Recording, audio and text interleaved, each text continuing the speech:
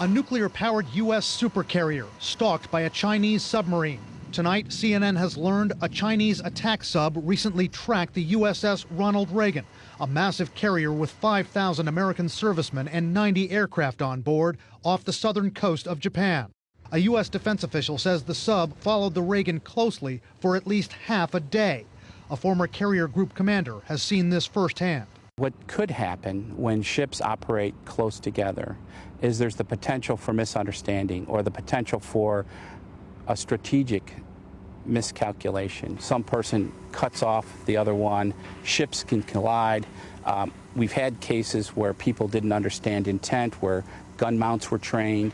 The U.S. official did not say how close the Chinese sub came to the carrier, but says it was submerged the entire way. There's no indication the sub made threatening maneuvers toward the Reagan.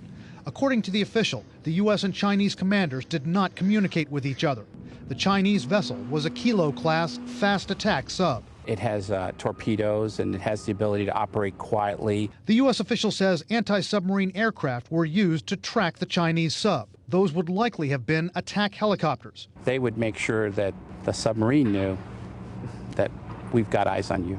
The U.S. and China have been engaged in a dangerous Cold War-style standoff over China's construction of man-made islands in the South China Sea.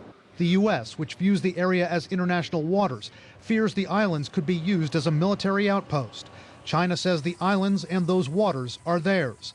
Just a couple of days after the submarine incident, a U.S. warship sailed just 12 miles from the construction of the islands. Later, a top Chinese admiral warned his U.S. counterpart of the dangers of a miscalculation. Analysts say it's all part of China's new strategy of aggression in that region. They're expanding their submarine fleet at a very fast rate. They're building a new submarine base off of Hainan Island. They would like to be a primary strategic actor and a shaper of their own security environment in the region.